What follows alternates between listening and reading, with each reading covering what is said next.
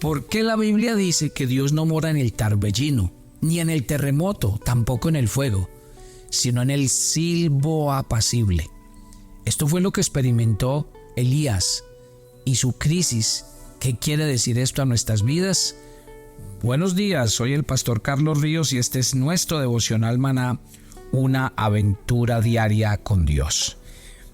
Estamos en el primer libro de Reyes, capítulo 19. Estamos hablando de las crisis y estamos hablando de un profeta llamado Elías, un hombre que viene caminando por el desierto, que va con sus provisiones, que se ha alimentado con una comida que le dio el ángel del Señor y ya ha caminado 40 días. Esto es una experiencia muy útil para él, porque obviamente él se levanta, come, el Señor le dice que hay un gran camino por delante. Llega hasta el lugar donde se eleva una montaña rocosa, una montaña árida, impresionante. ¿Se acuerdan que es el monte Oreb? Allí donde Moisés tuvo una revelación de Dios. Y dice en el versículo 19 de este primer libro de Reyes 19 que Elías se metió en la cueva donde pasó la noche. Algunos creen que esta es la misma cueva en que estuvo Moisés cuando el Señor le mostró su gloria allá en Éxodo 33:22. Finalmente Elías pudo descansar en un lugar tranquilo y fresco. Pero a la mañana siguiente, mire lo que dice ese versículo 9. Vino a él palabra del Señor y le preguntó: ¿qué haces aquí, Elías? Dios le hace una pregunta sencilla, pero también profunda al mismo tiempo. Y el profeta aprovecha la oportunidad y responde: he sentido un vivo celo por el Señor Dios de los ejércitos, porque los hijos de Israel han abandonado tu pacto, han derribado tus altares, han matado a espada a tus profetas. Solo yo he quedado y me buscan para quitarme la vida. Yo me imagino cuando Elías dice: yo solo he quedado. Me imagino que para demostrar sus sentimientos más profundos delante de Dios, este hombre está manifestando estas palabras. Es cierto, la mayoría de los hijos de Israel han abandonado el pacto que tenían con su Dios.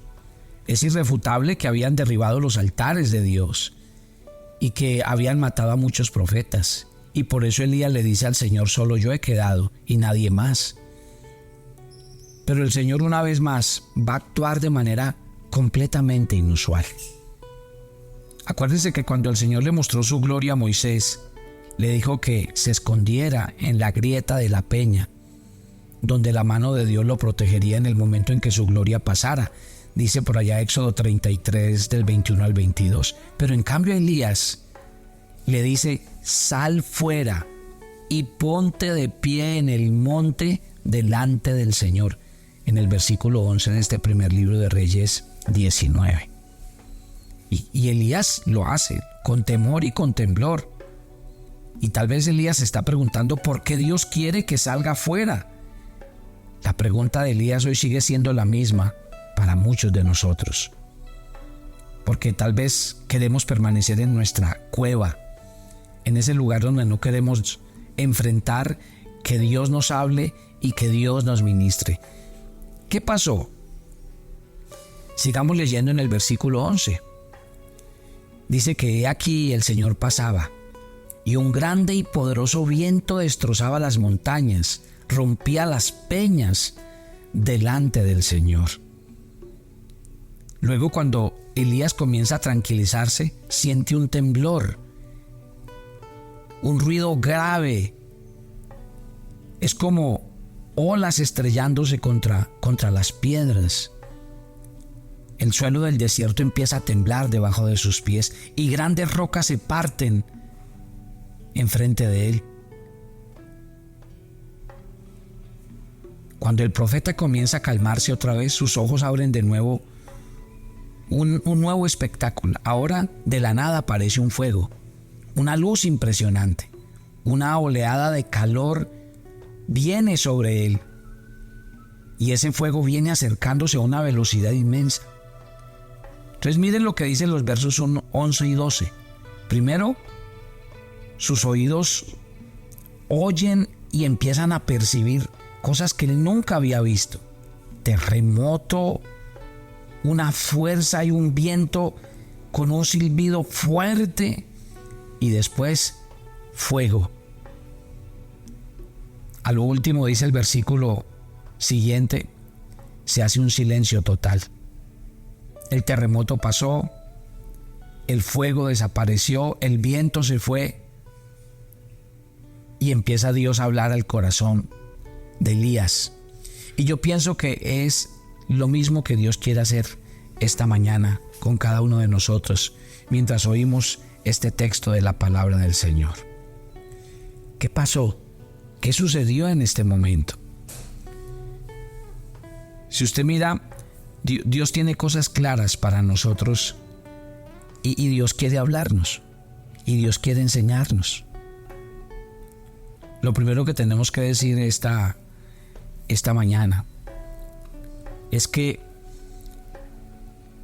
lo que no pasó fue que Elías no lo descrestó lo terrible, lo tremendo, lo sobrecogedor, más bien lo contrario. O sea, no fue la grandiosa demostración del poder de Dios que estuvo en el viento, en el terremoto y en el fuego. No fue las cosas que Elías vio y oyó lo que ganó el corazón de este profeta, sino el silbo apacible y delicado que hizo que se sobrecogiera el corazón del profeta de Dios. Y así es. Cuando aparecía cada evento, el viento, el terremoto y el fuego, terminaba siempre diciendo esta expresión: pero Dios no estaba en el viento. Dios no estaba en el terremoto. Dios no estaba en el fuego. Uno a veces quisiera, y los cristianos, yo oigo a muchos cristianos que le dicen a uno: pastor, si Dios es tan grande y tan poderoso, Él sabe dónde están los malos, que los acabe a todos y solo deje a la gente buena en la tierra. Uno siempre quisiera que Dios viniera con señales para que la gente viera, creyera. Pero uno se pone a mirar los acontecimientos bíblicos y mire las señales que Dios hizo con Faraón y con toda la tierra de Egipto. Y a pesar de que Dios vino con grandes señales, con maravillas, y era indudable el poder de Dios, en vez de que Faraón y los egipcios se arrepintieran, dice la Biblia que el corazón se les endureció cada vez más. Uno a veces piensa que las manifestaciones de Dios y el poder de Dios tienen que ser rimbombantes para que nosotros pensemos que entonces, si Dios hace milagros, Señor, haz milagros en mi vida para que la gente vea que tú eres mi Dios y que tú estás conmigo. Pero ¿a qué tipo de milagros nos referimos? Si los milagros de Dios están siempre patentes alrededor de nosotros. ¿Sabe qué me llama poderosamente la atención? Es ver ante lo que se dobla Elías. Porque lo primero que hace Elías es que él prácticamente fue sometido. Elías no se dejó asustar por el viento rugiente, ni estuvo aterrorizado por el rayo, ni llevado a temblar por el terremoto. Pero en el instante en que estuvo en quietud y oyó la voz suave, ¿sabe qué dice la Biblia? Que él cubrió su rostro con su manto. O sea, lo primero que hizo Elías fue cubrir su rostro. Me hace acordar cuando Apocalipsis nos dice que los ángeles que están delante del Señor, lo que hacen es lo mismo, no pueden estar descubiertos en esa terrible presencia de Dios hermosa, sublime y eterna. ¿Qué hizo Elías? Ocultar su rostro. ¿Y qué significa que Elías cubrió su rostro frente a la gloria de Dios, frente a la magnificencia de Dios, frente a la presencia del Dios vivo? Sí, ¿quién se cubre el rostro? Alguien que está avergonzado. Avergonzado por haber dudado de su Dios, avergonzado por haberse acobardado frente a Jezabel y todo lo que pasó, avergonzado por haber sido encontrado lejos del lugar donde Dios le había mandado. El silbo suave y apacible lo que logra es traer la presencia de Dios a mi vida para que yo, en la quietud de mi corazón, pueda encontrar esas áreas donde estoy fallando. Más que una manifestación, lo que necesita su vida es un encuentro con Dios. Cuando uno lee este capítulo, es como si el profeta no hubiera salido de la cueva hasta que no oyó esa voz suave y apacible. Mire que él había sido llamado por Dios al salir fuera. Sal fuera y ponte en el monte delante del Señor. Pero si yo sigo leyendo, veo que él no hizo eso hasta que lo llamó el silbo suave, apacible, delicado, y lo atrajo en el camino del Señor. O sea que lo primero que produjo ese silbo suave y apacible en Elías fue que se cubriera, reconociendo que cuando uno tiene un encuentro con Dios, uno siempre termina reconociendo quién es, su debilidad, su pecado, y que nos hace falta todo de Él. Y lo segundo es que este encuentro con Dios llevó el corazón de Elías a la obediencia. Eso es, a eso lo llevó el silbo. Lo llevó y lo trajo al camino de obedecer los mandamientos del Señor. Ahora está resuelto a seguir la palabra de su Señor de inmediato. Y dice que se pone a la entrada de la cueva para oír la voz que el Señor le dirá. Una de las primeras señales de que nosotros estamos obedeciendo a Dios es esa. Vamos a volvernos de nuestro obrar, de nuestras malas obras, y nos vamos a volver al Señor. Porque ¿sabe qué hace esa presencia tan cercana de Dios, que nos atrae, que nos envuelve, que nos seduce? Nos vuelve sensibles a oír su voz para obedecerle. ¿Se acuerdan cuando Saulo de Tarso, que perseguía el cristianismo, que perseguía la palabra de Dios, se encuentra con el Señor? Dios lo tumbó de su caballo. Jesús se presentó delante de él y le dijo: yo soy Jesús a quien tú persigues. No tuvo otra cosa que decir este hombre de rodillas, ciego, diciendo: Señor, ¿qué quieres que yo haga? Y eso pasa cuando tenemos este encuentro. Ahora Elías, después de esto, sale de la cueva, sale a mirar el horizonte, sale al aire libre. ¿Sabe? Aquí empieza una nueva relación de Elías con Dios. ¿Por qué? Porque empieza un trato personal con él. De hecho, mire que Dios le habla: ¿qué haces aquí, Elías? Y esa es una palabra muy familiar de Dios. Elías sabe que en ese momento Dios está hablando con él y él está hablando con Dios. Y entonces esa voz que le está hablando, ¿qué haces aquí?, es una voz que lo escudriña. Y entonces él abre su corazón. Él le dice al Señor: Señor, estoy aquí por esto y por esto. Cuando usted y yo dejamos que el silbo suave y apacible de Dios nos acerque a Él y a su palabra, entonces todo viento, todo fuego, todo terremoto, todo poder, todo eso se va de nuestra vida. Porque a menos que el silbo apacible y delicado esté presente y que Dios está ahí, es cuando empezamos una relación con Él. Es cuando empezamos a depender de lo que Él nos habla cada mañana. Ya no es nuestras fuerzas, ya no es nuestra sabiduría, ya no es lo que nosotros hemos hecho toda la vida, no.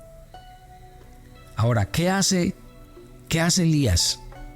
Él escucha con diligencia lo que el Espíritu Santo le está diciendo. Porque así es, cuando usted estreche su relación con Dios, entonces usted le dice: háblame, Espíritu Santo. Mire, no puede haber nada mejor que apartar tiempos de silencio para que usted pueda inclinar su oído a lo que Dios quiere hablarle. Yo le voy a pedir que haga un ejercicio. Saque tiempos en el que usted esté completamente solo donde no haya nada a su alrededor que lo distraiga, que lo entretenga. Siéntese en la soledad, siéntese en la quietud y dígale: Señor, háblame, habla, que tu siervo escucha. ¿Qué quieres que yo haga? Habla y quebranta mi corazón, que yo entienda, al igual que Elías, cuál es mi pecado, mi necesidad, en qué cosas me tienes que sanar.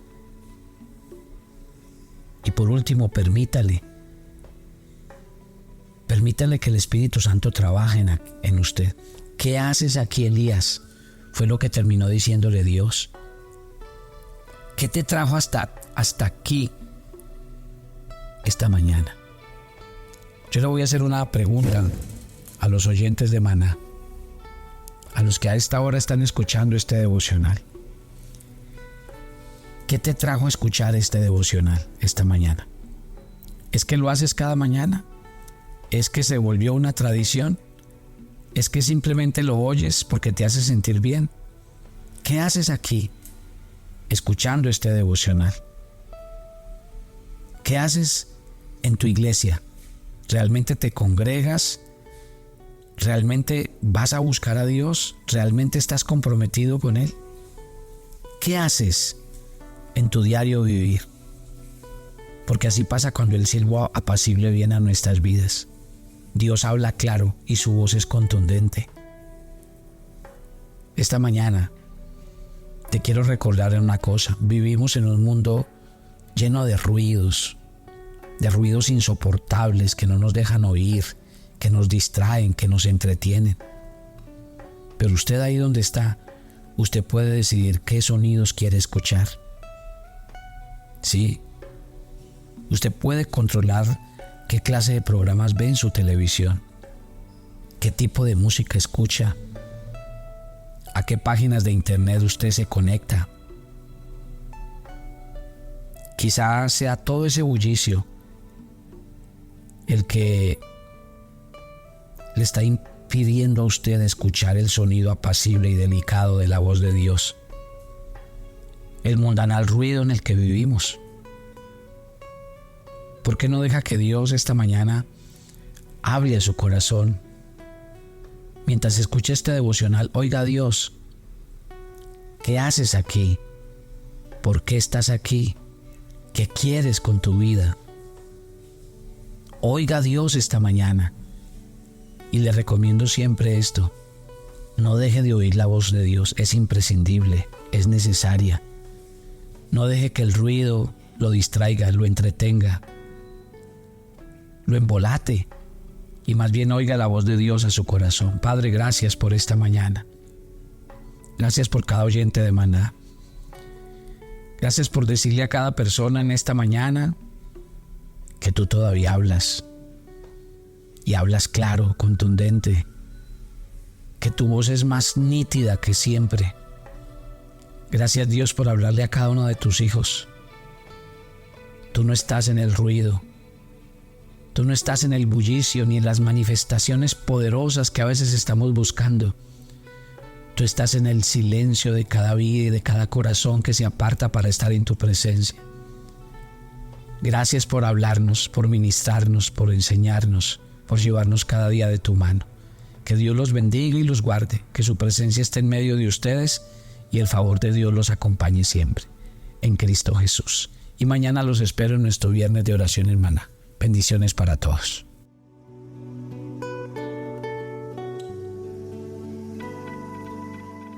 Toma tu agenda devocional, Maná. Hoy es el día 333 en nuestra agenda y el pasaje sugerido para la lectura en tu devocional personal el día de hoy es Apocalipsis 8 del 1 al 5.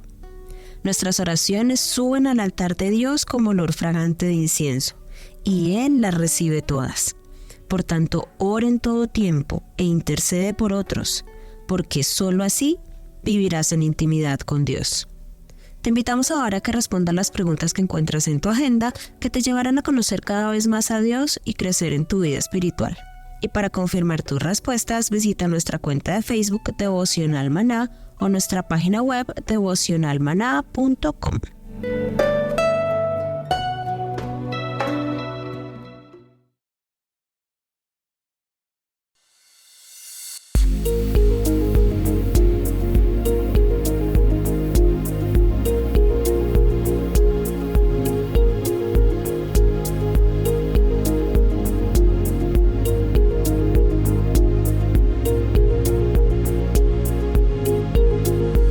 Mi nombre es William Pulgarín, soy de la ciudad de Medellín, Colombia, hago parte del Ministerio Maná del campus universitario, hacemos parte de una revolución, hacemos parte de un cambio y ese cambio también hace parte en los campus universitarios y por eso estamos acá, compartiendo el mensaje de salvación. Es una forma en este caso de cumplir tú y yo la palabra y cumplir en este caso lo que Jesús dejó estipulado para nosotros. Gracias por los aportes, gracias porque realmente todo lo que estamos construyendo como ministerio campus universitario hace parte también como tal de lo que el Señor también ha establecido en tu corazón y en mi corazón. Gracias por la intercesión, gracias por la oración, gracias por las palabras de aliento, gracias por creer en lo que en este momento también estamos haciendo como ministerio y de verdad les agradecemos el apoyo, en este caso las donaciones, el apadrinamiento, en este caso de lo que estamos viendo como ministerio. Gracias porque cada aporte, sea pequeño, sea grande, sea una oración, sea un ayuno por nosotros también hace parte de lo que el Señor también ha puesto en tu corazón. De verdad, mil gracias.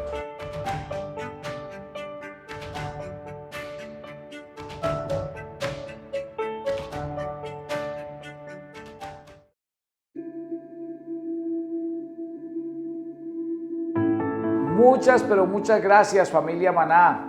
Hemos recibido sus aportes, lo seguimos haciendo y créame que estamos agradecidos y cumpliendo la tarea. Gloria a Dios por los que lo hacen a través de las donaciones, pero también gracias a los que comparten el devocional, porque esa también es la manera de hacerlo, compartirlo a muchos otros para que lleguemos y cumplamos un objetivo. Dios les bendiga y sigamos haciendo la tarea de llevar el nombre del Señor.